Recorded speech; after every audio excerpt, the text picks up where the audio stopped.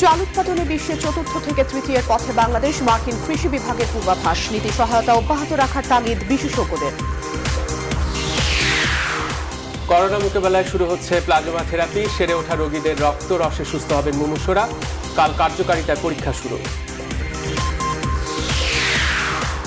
ঢাকার 2 মেয়রের সামনে নানামুখী চ্যালেঞ্জ। করোনা মোকাবেলা, ডেঙ্গু প্রতিরোধ শীর্ষে। উত্তরের পর কাল দায়িত্ব নিচ্ছেন দক্ষিণের মেয়র। দেশের সর্বোচ্চ করোনা আক্রান্ত 1202 জন। শোলাকিয়ায় এবার হবে না ঈদের জামাত। বিশ্বে মৃত্যু ছাড়িয়েছে 3 লাখ। বিদায় বাঙালির বাতিঘর জাতীয় অধ্যাপক আনিসুজ্জামান। রাষ্ট্রীয় মর্যাদায় সমাহিত আজিমপুরে। করোনা আক্রান্ত হওয়ায় স্বাস্থ্যবিধি মেনে দাফন। এবং 2 মাস পর শনিবার মাঠে ফিরছে জার্মান বুন্দেসলিগা। স্বাস্থ্যবিধি মানাসহ থাকছে নানা বিধিনিষেধ। জুনে শুরু হতে পারে ইতালিয়ান সিরিয়া লিগ।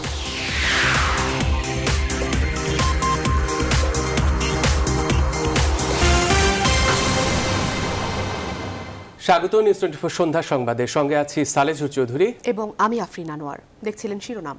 ইলেকট্রোফরেটিক কোটিংকৃত মরিচারোধী ও বিদ্যুৎ সাশ্রয়ী Marquis pump. Marquis energy saving pump. এবারে বিস্তারিত। করোনার এই দুঃসময়ে চাল উৎপাদন নিয়ে সুসংবাদের পূর্বাভাস দিয়েছে মার্কিন কৃষি বিভাগ ইউএসডিএ। পূর্বাভাস অনুযায়ী চাল উৎপাদনে চতুর্থ অবস্থান থেকে এবার বিশ্বে তৃতীয় হচ্ছে বাংলাদেশ। ইউএসডিএ জানিয়েছে ইন্দোনেশিয়াকে হটিয়ে চলতি অর্থবছরে বাংলাদেশের চাল উৎপাদন হবে অন্তত 3,60,00,000 টন। বিশ্লেষকরা বলছেন, কৃষিতে বাংলাদেশের সম্ভাবনা ও অর্জন টেকসই করতে পর্যাপ্ত নীতি সহায়তা, গবেষণা ও প্রযুক্তি আধুনিকায়ন অব্যাহত রাখতে হবে। বিস্তারিত জানাচ্ছেন বাবু কামরুজ্জামান। স্বাধীনতা পরবর্তী সময়ে বাংলাদেশে চালের উৎপাদন বেড়েছে প্রায় 3 গুণ। চলতি অর্থবছরে আমন ও বড় মৌসুমেও রেকর্ড উৎপাদন হয়েছে। গেল কয়েক বছর ধরে যা ধারাবাহিকভাবে বেড়েই চলছে। দীর্ঘদিন ধরে এই খাদ্যশস্য উৎপাদনে বিশ্বে বাংলাদেশের অবস্থান ছিল চতুর্থ অবস্থানে। তবে মার্কিন কৃষি বিভাগ ইউএসডিএ বৈশ্বিক কৃষি উৎপাদন পরিস্থিতির সবশেষ তথ্য নিয়ে এক প্রতিবেদনে জানিয়েছে, চাল উৎপাদনে বাংলাদেশ তৃতীয় হতে যাচ্ছে। পূর্বাভাস বলছে, চলতি অর্থবছরে বাংলাদেশে চালের উৎপাদন 3,60,00,000 টন ছাড়িয়ে যাবে। ফলে উৎপাদনকারী শীর্ষ 10টি দেশের মধ্যে বিশ্বের তৃতীয় সর্বোচ্চ উৎপাদনকারী দেশ হবে বাংলাদেশ। যদিও বাংলাদেশ ও ইন্দোনেশিয়ার উৎপাদন ব্যবধান খুব সামান্য, তবু এই দুঃসময়ে খাদ্য নিরাপত্তার জন্য এটি বয়ে এনেছে সুসংবাদ। For the first time, Bangladesh will be ranked as the third largest rice producer in the world, beating Indonesia. This is a proud moment. I would like to congratulate the government of Bangladesh, policymakers, rice scientists, extension workers and farmers for this great success. এটা আমাদের জন্য একটা খুব ভালো সংবাদ, বিশেষ করে আমরা যখন করোনার এগেইনস্টে যুদ্ধে লিপ্ত। কারণ খাদ্য নিরাপত্তাটা আমাদের একটা বড় সেনসিটিভ একটা জায়গা। কৃষিখাতে গবেষণা, উন্নতমানের বীজ সরবরাহ এবং কৃষকের খরচ কমিয়ে আনতে আসছে বাজেটে কৃষিতে নীতি সহায়তা ও ভর্তুকি অব্যাহত রাখা গেলে এই অর্জন টেকসই হবে বলে মনে করেন বিশ্লেষকরা।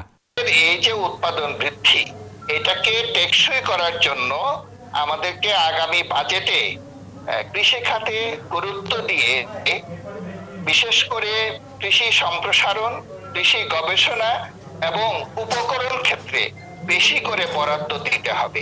কৃষকের এখানে কোনো সমস্যা নেই, আমাদের শুধু এনশিওর করতে হবে যে আমাদের নীতি এবং আমাদের যে ব্যবস্থাপনা এটা যেন অব্যাহত থাকে এবং টেকনোলজিটা যেন আমরা সময় মতো কৃষকের দ্বারে পৌঁছে দিতে পারি। কৃষি মন্ত্রণালয় জানিয়েছে, আসছে আউশ মৌসুমে ব্যাপক প্রণোদনা কার্যক্রম হাতে নেওয়া হয়েছে। ফলে সেখানেও উৎপাদন বাড়তে পারে কয়েক লাখ টন। বাবু Kamruzzaman, news 24, Dhaka. COVID-19 virus আক্রান্ত থেকে সুস্থ হয়েছেন এমন একজন চাইলে অন্তত 2 জন আক্রান্তকে সুস্থ করে তুলতে পারবেন। সুস্থ হয়ে ওঠা ব্যক্তির রক্তরস থেকে নেয়া অ্যান্টিবডি বাঁচিয়ে তুলবে কোভিড-19 আক্রান্ত গুরুতর রোগীদের। আর ঢাকা মেডিকেল কলেজে এই রক্তরস বা প্লাজমা থেরাপির কার্যকারিতা পরীক্ষা করে দেখা হচ্ছে। তৌহিদ শান্ত জানাচ্ছেন বিস্তারিত।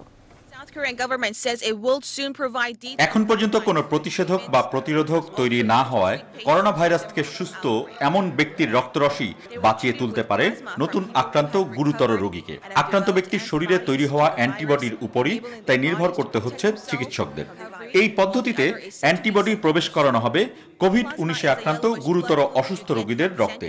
এটি একটি পুরনো কিন্তু সময় সাপেক্ষ পদ্ধতি। শনিবার থেকে এই পদ্ধতির কার্যকারিতা পরীক্ষায় নামবে ঢাকা মেডিকেল কলেজের হেমাটোলজি বিভাগ। আগামীকাল থেকে ঢাকা মেডিকেল কলেজ হাসপাতালের ব্লাড ট্রান্সফিউশন বিভাগে আমরা প্লাজমা সংগ্রহের কাজ শুরু করব। প্রাথমিকভাবে প্রথম দিন 3 থেকে 4 জনের প্লাজমা সংগ্রহ করা হবে। এই কার্যক্রম চলতে থাকবে। ইতিমধ্যে যুক্তরাষ্ট্র, যুক্তরাজ্য এমনকি ভারতেও এই পদ্ধতি শুরু হয়েছে। একজন ডোনার 2 জন রোগীকে সুস্থ করে তোলার মতো প্লাজমা দিতে পারেন। এম এ খান মনে করছেন এই মুহূর্তে সুস্থ হওয়া এমন ডোনারদের আন্তরিকতাই সবচেয়ে বেশি প্রয়োজন। যারা প্লাজমা দিবেন তাদেরকে WHO গাইডলাইন মেনেই আমরা প্লাজমা গ্রহণ নিব। এতে কোনো ইনফেকশন হওয়ার সম্ভাবনা নাই এবং পার্শ্ব প্রতিক্রিয়াও নাই। তাই আমি আহ্বান জানাবো যারা কোভিড-19 আক্রান্ত হয়ে বর্তমানে সুস্থ হয়েছেন তারা যেন প্লাজমা ডোনেট করার জন্য এগিয়ে আসেন। যদিও এই পদ্ধতি সাধারণ মানুষের কাছে পৌঁছাতে আরও অন্তত 1 সপ্তাহ সময় লাগবে বলে জানান অধ্যাপক এম এ খান। ঠিক এই মুহূর্তে বাংলাদেশে কোভিড-19 ভাইরাসে আক্রান্ত 20,000-এর বেশি মানুষ। সরকারি হিসেবে মারা গেছেন 298 জন। আর সব মিলিয়ে এ পর্যন্ত মোট 3,882 জন সুস্থ হয়ে উঠেছেন। লড়াই শেষে সুস্থ হওয়া এই মানুষগুলোই এখন প্লাজমা থেরাপির এই ডোনার। তৌহিদ শান্ত, নিউজ 24, ঢাকা। ঢাকার 2 নগরপিতার সামনে বড় 3 চ্যালেঞ্জ। প্রথম করোনা মোকাবেলা, দ্বিতীয় ডেঙ্গু প্রতিরোধ, আর তৃতীয় জঞ্জট, জলজট আর জঞ্জট। সামনের দিনগুলোতে 2 মেয়রের গণমানুষের জননেতা হয়ে ওঠা বড় চ্যালেঞ্জ বলছেন বিশেষজ্ঞরা। পাশাপাশি তারা বলছেন সিটির ক্ষমতা মেয়র কেন্দ্রিক কুক্ষিগত না থেকে কাউন্সিলে নির্ভর হতে হবে। সেই সব প্রত্যাশা থেকেই ঢাকা উত্তরের পর আগামীকাল দায়িত্ব নিচ্ছেন দক্ষিণের মেয়র শেখ ফজলে নুর তাপস। বিস্তারিত জানাচ্ছেন আশিকুর রহমান শ্রাবণ। ঢাকা কোটি মানুষের প্রাণের শহর, করোনা দুর্যোগে যার দায়িত্বে 2 নগরপিতা। নতুন 2 কাণ্ডারির সামনে বর্ষায় নগরীর বেশিরভাগ অংশকে ডুবে যাওয়া থেকে বাঁচানোর চ্যালেঞ্জ নর্দমার মতো খালগুলোই ক্রমাগত জন্ম নেওয়া ডেঙ্গুর মহামারী থেকে মানুষকে বাঁচানো। আর তার চেয়েও বড় চ্যালেঞ্জ অদৃশ্য শত্রু করোনা আর তার থেকে তৈরি হওয়া নানা সংকটের সাথে যুদ্ধ করা। সিটি কর্পোরেশনের নিজস্ব আইনের আওতায় যে সেবাগুলো তারা দিতে পারেন, যে কাজগুলো তারা করতে পারেন, সেগুলো অনেক সময় আন্তরিকতার সাথে হয়নি। নগরের সমস্ত ফুটপাথগুলো দখলমুক্ত করা, করোনা মোকাবেলায় সরকারের সাথে সামঞ্জস্য রেখে সম্পূরক পরিপূরক হিসেবে এই কাজগুলো করা। করোনা এবং ডেঙ্গু যদি একই সময়ে প্রাদুর্ভাব ঘটে, আমাদের স্বাস্থ্য সেবা মারাত্মক হুমকির মুখে পড়তে পারে। প্রতিটি বাড়িতে, প্রতিটা আঙিনায়, প্রতিটা ভবনে এবং নির্মাণাধীন ভবন সমূহে ডেঙ্গু অভিযান শুরু করা দরকার।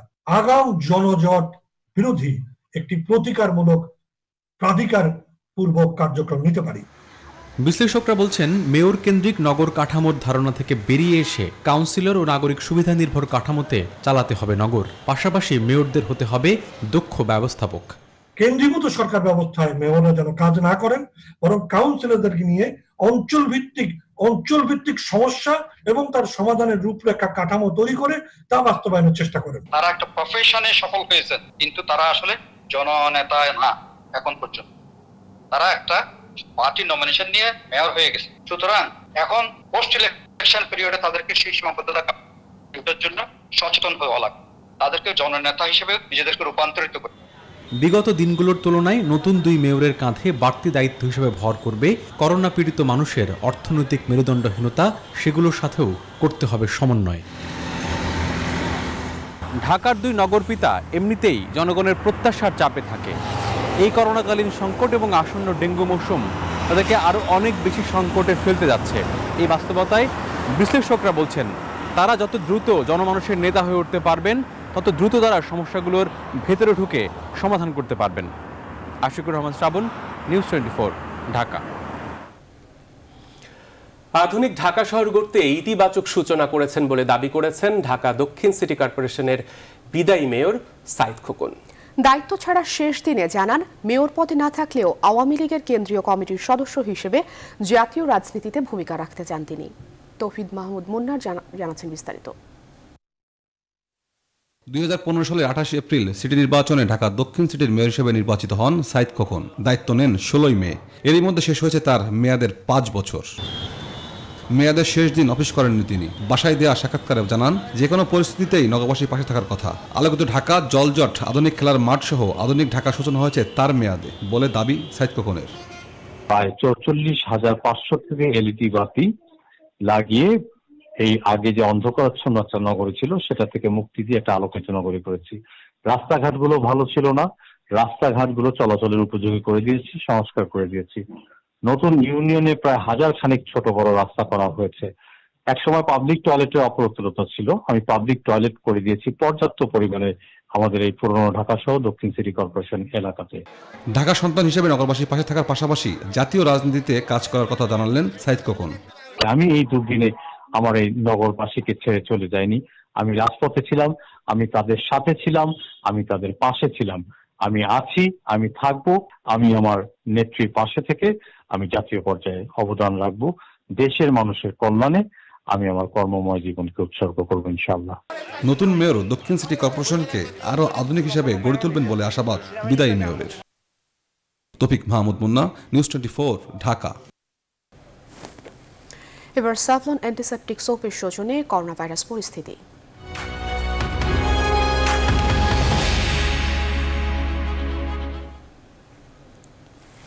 দেশে নতুন করে করোনা ভাইরাসে আক্রান্ত হয়েছেন আরও ১,২০২ জন। এটি এ পর্যন্ত একদিনে সর্বোচ্চ শনাক্তের রেকর্ড। আর গত ২৪ ঘন্টায় করোনায় ঝরে গেল আরও ১৫ প্রাণ। আজ দুপুরে দেশে করোনা ভাইরাস পরিস্থিতি নিয়ে অনলাইন ব্রিফিংয়ে এই তথ্য জানান স্বাস্থ্য অধিদপ্তরের অতিরিক্ত মহাপরিচালক অধ্যাপক ডাক্তার নাসিমা সুলতানা। তিনি জানান এ পর্যন্ত মোট আক্রান্ত হয়েছেন ২০,০৬৫ জন। বলেন নতুন ২৭৯ জন সহ মোট সুস্থ হয়েছেন ৩,৮৮২ জন। ৪১টি ল্যাবে নমুনা পরীক্ষা করেছি এবং ৮,৫৮২টি নমুনা পরীক্ষা করেছি। এখান থেকে আমাদের শনাক্ত হয়েছে গত ২৪ ঘন্টায় ১,২০২ জন। গত ২৪ ঘন্টায় আমাদের মৃত্যু হয়েছে ১৫ জনের। ১৫ জনের মধ্যে পুরুষ ৭ জন এবং মহিলা ৮ জন। এ পর্যন্ত আমাদের সুস্থ ৩,৮৮২ জন।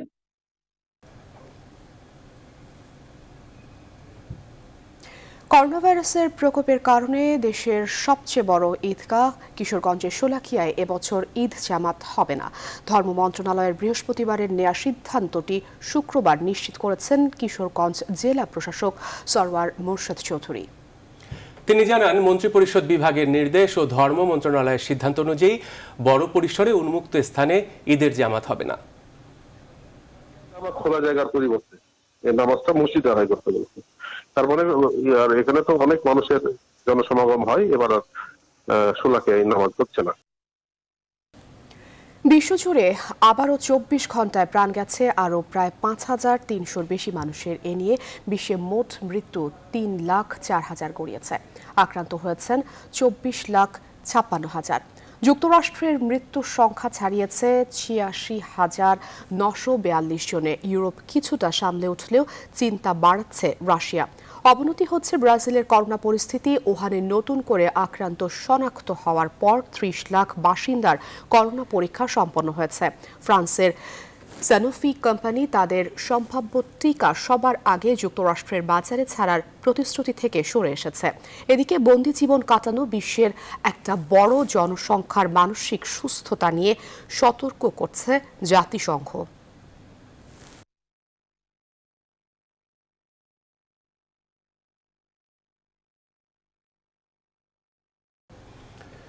বিশ্বের বিভিন্ন দেশে করোনায় আক্রান্ত হয়ে প্রবাসী বাংলাদেশিদের মৃত্যুর মিছিল দীর্ঘ হচ্ছে। এ পর্যন্ত যুক্তরাষ্ট্রেই এই মরণ ব্যাধিতে মারা গেছে ২৫৬ বাংলাদেশি। গত ২৪ ঘন্টায় কেউ মারা না গেলেও আশঙ্কাজনক অবস্থায় হাসপাতালে চিকিৎসা নিচ্ছেন অনেকে। এদিকে কানাডার করোনায় মারা গেছেন আরও এক বাংলাদেশি।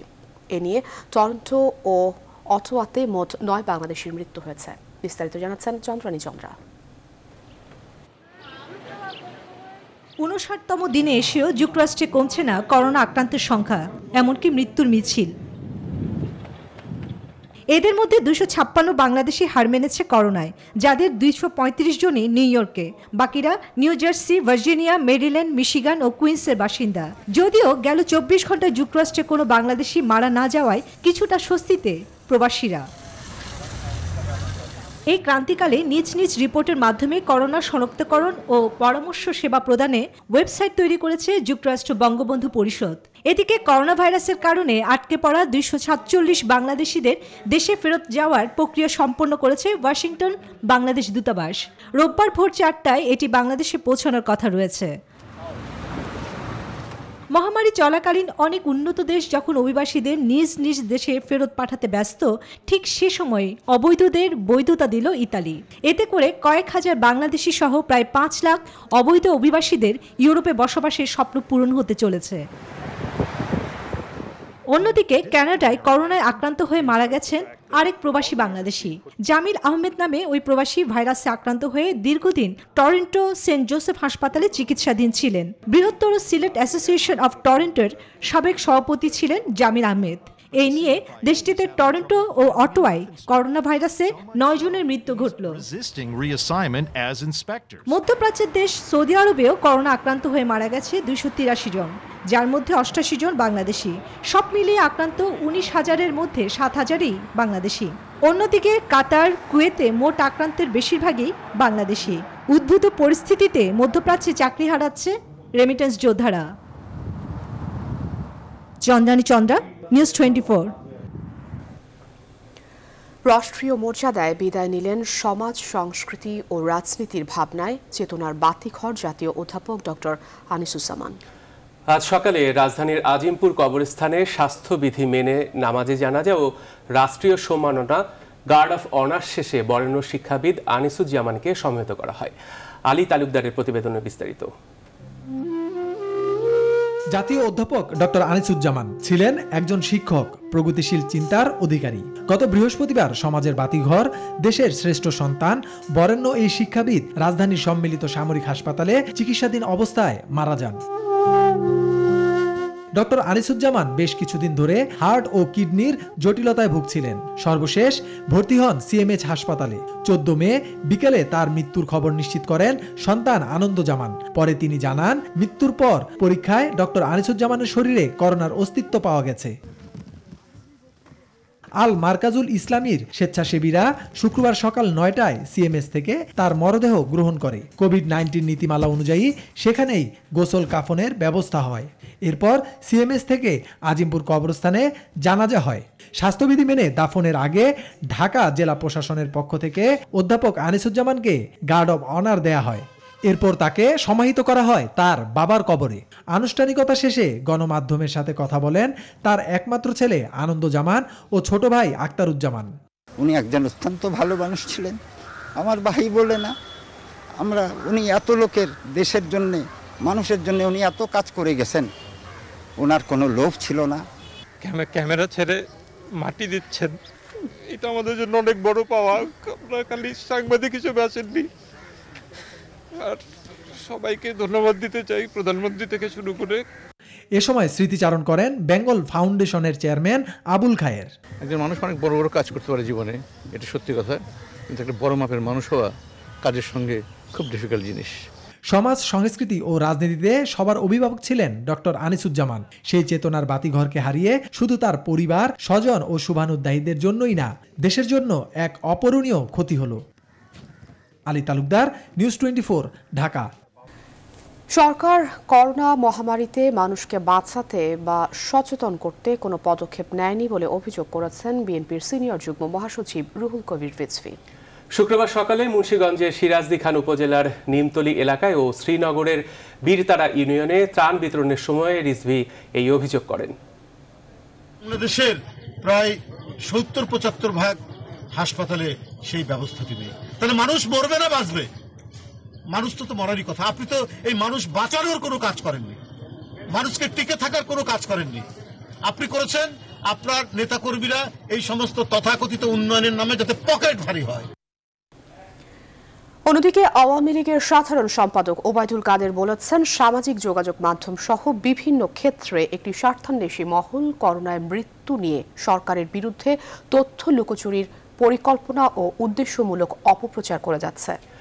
সকালে ধানমন্ডিতে আওয়ামী লীগ সভাপতির রাজনৈতিক কার্যালয়ে দলটির ত্রাণ উপকমিটির এক অনুষ্ঠানে ভিডিও কনফারেন্সে নিজ বাসা থেকে যুক্ত হয়ে সেতুমন্ত্রী সবাইকে অপপ্রচার থেকে সতর্ক থাকারও আহ্বান জানান।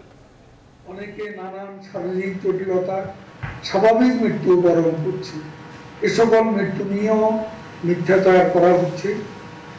জাতীয় আন্তর্জাতিক একটি মহল সরকারের বিরুদ্ধে অপপ্রচার চালিয়ে বিভ্রান্তির সৃষ্টি অপতৎপরতা লিপ্ত হয়েছে। বাগেরহাটের শরণখোলায় প্রধানমন্ত্রী ঘোষিত আর্থিক সহায়তার তালিকায় যেসব ইউপি সদস্য নিজের ফোন নম্বর দিয়েছেন তাদের বিরুদ্ধে ব্যবস্থা নেবার কথা জানিয়েছে শরণখোলা উপজেলার ইউএনও। এর আগে ইউনিয়নে পরিষদের মাধ্যমে প্রস্তুতকৃত চূড়ান্ত তালিকা উপজেলা পরিষদে জমা দেওয়ার পর তা যাচাই বাছাই করতে গিয়ে ব্যাপক অনিয়ম ধরা পড়ে।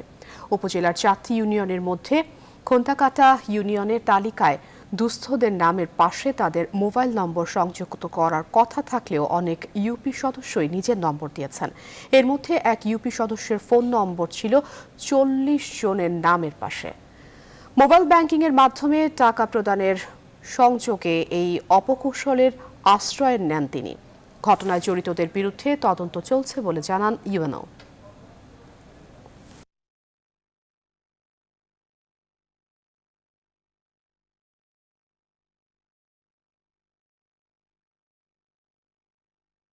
চট্টগ্রাম শহরের পর এবার পাহাড়ের দরিদ্র জনগোষ্ঠীর জন্য 1 মিনিটের বিনা পয়সার বাজার চালু করেছে রাঙামাটি সেনাবাহিনী। শুক্রবার সকাল 10টায় চট্টগ্রাম 24 পদাতিক ডিভিশনের সহযোগিতায় রাঙামাটি সেনা সদর জোনের উদ্যোগে শহরের মারি স্টেডিয়ামে বসানো হয় 1 মিনিটের এই অস্থায়ী বাজার। এ সময় বাজার উদ্বোধন করেন রাঙামাটি সেনার region commander brigadier general Mohammad Iftekhar Rahman.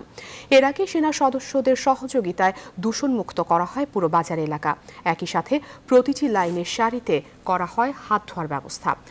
হাত ধুয়ে সারিতে সারিতে সাজিয়ে রাখা হরেক রকম বাহারি সবজি সংগ্রহ করতে সহযোগিতা করেন সেনা সদস্যরা। প্রতিটি টেবিলে সারি পেতে রাখা হয় চাল সহ বিভিন্ন কাঁচা সবজি। মুখে হাসি ফুটছে, আবার অন্যদিকে যারা একেবারে দুস্থ, গরিব এবং খেটে খাওয়া মানুষ, যারা দিনমজুর ছিল, যারা বর্তমানে কষ্টের মধ্যে আছে, আমরা তাদের কাছে আমরা খাদ্যদ্রব্য পৌঁছে দিতে পারছি। এখানে একটা বাজারের পরিবেশ আছে ঠিকই, কিন্তু সম্পূর্ণ বিনামূল্যে। এবারে জানাবো খেলার খবর। করোনায় 2 মাস স্থগিত থাকার পর শনিবার থেকে মাঠে ফিরছে জার্মান বুন্দেসলিগা।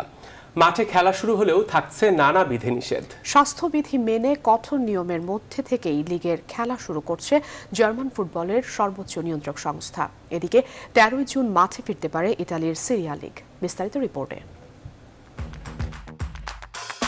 11 মার্চ 2020 শেষ ম্যাচটা হয়েছিল জার্মান বুন্দেসলিগায়। এরপরই করোনায় লন্ডভন্ড সবকিছু। লিগ মাঠে গড়াবে কিনা সেটি নিয়েই ছিল শঙ্কা। অবশেষে হচ্ছে অপেক্ষার অবসান। বুন্দেসলিগা মাঠে ফিরছে কঠোর নিয়মের মধ্যে। বিশাল এক নির্দেশনাও দিয়েছে জার্মান ফুটবল লিগ কর্তৃপক্ষ। খেলার আগের দিন করোনা টেস্ট করানো খেলোয়াড় ও স্টাফদের জন্য বাধ্যতামূলক। মাঠে মাস্ক না পরলেও বেঞ্চের সবাইকে মাস্ক পরতে হবে। মাঠে সব মিলিয়ে উপস্থিত থাকবেন 300 জন। খেলা হবে দর্শক শূন্য। গ্যালারির বিভিন্ন জায়গায় ছড়িয়ে ছিটিয়ে থেকে খেলা কাভার করবেন সাংবাদিকরা। সেই সঙ্গে সম্প্রচারের দায়িত্বে থাকা ক্রুদের জন্য আছে নির্দেশনা। শনিবার ফের শুরু হওয়া লিগে আছে 6টি খেলা, যার মধ্যে সবচেয়ে জমজমাট ম্যাচ বলে ধরে নেওয়া হচ্ছে বরুসিয়া ডর্টমুন্ড ও শালকের ম্যাচটি, যেখানে ঘরের মাঠে শালকেকে আতিথ্য দেবে ডর্টমুন্ড। এদিকে 13 জুন আবার মাঠে ফিরতে পারে ইটালিয়ান ফুটবল, এমন আশাবাদের কথাই জানিয়েছেন সিরিয়া কর্তৃপক্ষ। মাহফুজুল ইসলাম, নিউজ 24। শেষ হলো মুশফিকুর রহিমের ব্যাটের নিলাম। যাচাই বাছাই শেষে আজ রাতেই বিজয়ীর নাম ঘোষণা করা হবে। 6 লাখ টাকা ভিত্তি মূল্য দিয়ে গত 9 মে ব্যাটটি নিলামে তোলা হয়। এরপরই বেশ কিছু ভুয়া বেটিংয়ের উপস্থিতি টের পায় কর্তৃপক্ষ। সেই সাথে অপ্রত্যাশিত ও অসংলগ্নভাবে বাড়তে থাকে ব্যাটের দাম। সে সময় কিছুক্ষণের জন্য বন্ধ রাখা হয় নিলাম। পরে আবারও নিলাম শুরু হলে তা শেষ হয় বৃহস্পতিবার রাতে। শুক্রবার রাতের মধ্যে নিলামের ফলাফল ঘোষণা করার কথা রয়েছে। এই ব্যাট নিলাম থেকে প্রাপ্ত অর্থ করোনা আক্রান্তদের সহায়তায় ব্যয় করা হবে।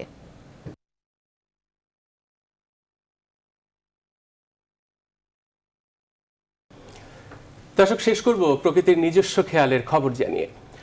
লকডাউন চলাকালীন লন্ডনের রিচমন্ড পার্কে প্রকৃতির নিজস্ব খেয়ালে ফুটেছে ফুল। রঙিন ফুলে পার্কের শোভা বাড়িয়েছে বহুগুণ। অদৃশ্য প্রাণঘাতী ভাইরাসের জন্য পার্কে জনসাধারণ প্রবেশ নিষিদ্ধ, তাই রিচমন্ড পার্কের এমন রঙিন সাজ ভার্চুয়ালে উপভোগ করছে সবাই। বিস্তারিত জানাচ্ছেন চন্দ্রানী চন্দ্রা।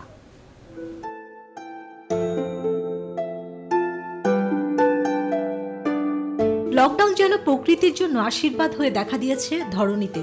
নির্মল বিশুদ্ধ আবহাওয়ায় গাছে গাছে ফুটেছে রঙিন ফুল, পাখিরাও ডানা ঝাপটে নেমে এসেছে ধরায়।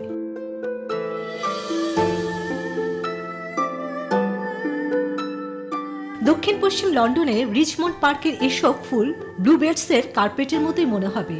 পাশাপাশি রডোডেনড্রনের পিঙ্ক, বেগুনি এবং লাল রঙের ফুলে উদ্যানটিকে মনে হবে স্বপ্নের রাজ্য।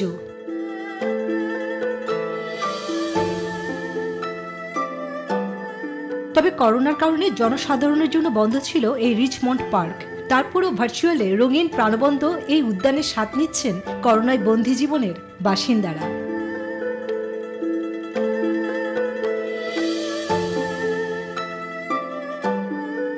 চন্দ্রানী চন্দ্রা, নিউজ 24। আর এর মধ্য দিয়েই শেষ করছি সন্ধ্যার সংবাদ। তার আগে শিরোনামগুলো জানিয়ে দিচ্ছি আরো একবার।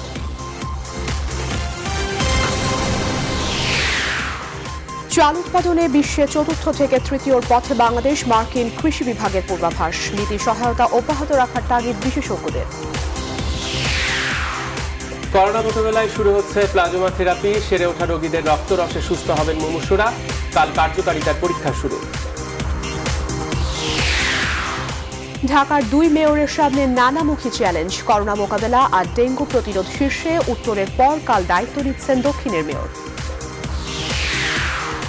দেশের সর্বোচ্চ করোনা আক্রান্ত 1202 জন। শোলাকিয়ায় এবার হবে না ঈদের জামাত। বিশ্বে মৃত্যু ছাড়িয়েছে 3 লাখ। বিদায় বাঙালির বাতিঘর। জাতীয় অধ্যাপক আনিসুজ্জামান রাষ্ট্রীয় মর্যাদায় সমাহিত আজিমপুরে। করোনা আক্রান্ত হওয়ায় স্বাস্থ্যবিধি মেনে দাফন। এবং 2 মাস পর শনিবার মাঠে ফিরছে জার্মান বুন্দেসলিগা। স্বাস্থ্যবিধি মানা সহ থাকছে নানা বিধিনিষেধ। জুনেই শুরু হতে পারে ইতালিয়ান সিরিয়া লিগ। নিউজ 24 সংবাদ ছিল এখনকার মতো এই পর্যন্তই। সাথে থাকায় সবাইকে ধন্যবাদ।